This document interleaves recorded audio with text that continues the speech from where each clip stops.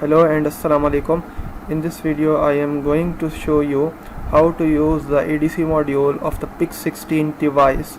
The PIC16 device have 10-bit ADC module, and we are going to execute the code for the PIC16 ADC in Micro C, and will describe you some of its important features from the data sheets, so please stay tuned.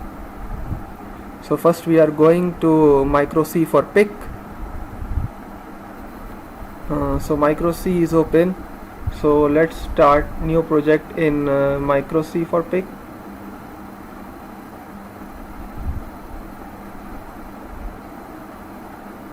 Standard project name is as PIC16 ADC.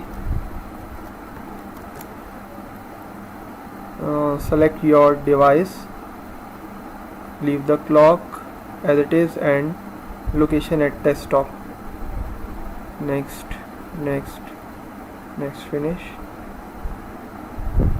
Leave the configuration bits and other setting. Now our main window has been open. Now add some code and then I will illustrate you what is the working of code. So let's talk about the pins of the ADC in PIC16F877A. PIC16F877A has total 8 ADC pins, on which you can see that AN0, AN1, AN2, AN3, AN4, AN5, AN6 and AN7. So we can use all these 8 ADC pins in our project. So I am going to tell you how to initialize this pin and how to initialize this pin as the analog pins, because on power on reset some of these pins are as digital and some of these are analog. So we are going to check how to configure these pins to analog inputs and how to use them. In our code, the analog pins are on port A and port E. So first we clear the latches of port A and port E. So first register we are going to see is ADCON1 register. ADCON1 registers have 6 bits to work with. The first 4 bits are used to select the analog pins. So we know that how many pins are used as analog input pins. You can see in the data sheets that there are some settings for the PCFG0 to 3. So we can use these settings to configure our pin as analog or remain it at digital. So we are going to use the first setting, which is the following setting. You can see that by selecting this setting, all of the analog pins are configured as analog. So all these pins can be used as analog pins, and the reference for the ADC conversion is VDD plus 5 volt, and the negative reference is tied to ground. So after setting this 4 bits, we are going to see the bit ADC-S2. ADC-S2 is used for the clock selection for the ADC conversion. So our application, we are going to use FRC, which is a RC oscillator for the ADC clock drive from the internal ADRC oscillator. So we are going to use this selection for the ADC conversion internal ADC RC oscillator. The last bin in ADCON1 register is ADFM, which is the AD result format select bit. There are 2 possibilities in the AD result, which is the right justified and the other is left justified. For our most commonly used binary number representation, we use right justified result. For binaries, bit start from 0 and the most significant bit is the 8 bit. So most significant bit of ADC register, high register. This is the ADC result high register. There are two registers associated with the ADC reading for 10-bit ADC, ADRESL and ADRESH.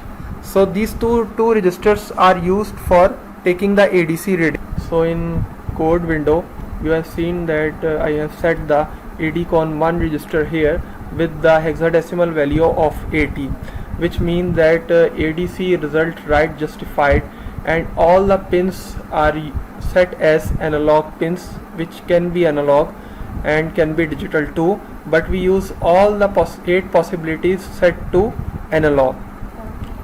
So now you have seen that I have created the function for read ADC, in which I pass the value for reading the channel 1. You can see that this is the read ADC function. In this function I have declared the unsigned integer value of reading the ADC, and in ADCON0 channel, in ADCON0 register, you have seen that the first bit is AD on bit, the bit position 0, which is used to power on the ADC module. The second one is the ADC go done bit. This bit is used to start the ADC conversion, and during the ADC conversion we will pull this bit to check that the ADC conversion has yet finished or not. And after this bit there are 3 more bits which are used to select our 8 ADC channels. So you have seen that there are 3 bits for 8 channels, and the last 2 bits are used for ADC clock selection bit, which I have described that we have used this selection, which is the internal RC oscillator for the ADC module. So in the code I have give the value of hexa B1 to ADCON0, which means that FRC clock is selected and ADC module is on. Now I have passed the value of the channel to read.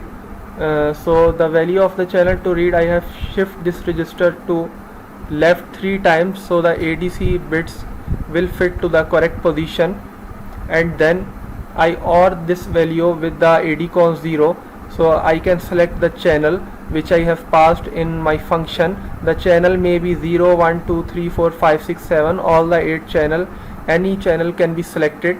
So after this channel selection and power on the ADC module, I have executed a delay of 50 microsecond for the ADC module initialization and initial setup. It required this time. So after this time has been elapsed, I have power on the, I have start the conversion of ADC. So here the ADC conversion is started, and after this I pull here the ADC CON0 go bit to wait until the conversion is completed. So it will be wait here while the conversion is completed. So when the conversion will be completed, it will jump to below and take the 10-bit value of the ADC. The 2 high bits are in the AD-RES high register, and the 8 lower bits are on ADC-RES low register. So you see that first I put the ADC high register in value ADC, and then I shift left it to 8 bits so it can go to the 9 and 10 bit position. After that I OR the lower 8 bits with the value ADC, and then return this value ADC to my main function. And you can see that in while 1 it is continuously reading the ADC channel 1 always. So in this video you have learned that how to initialize the ADC module, and how to configure the digital pin to the analog pins, and how to execute the routine for reading the ADC value for any required channel. In the next video, inshallah, I will show you how to display this value on the 20:2 LCD. So please stay tuned, like and subscribe my channel. Thank you.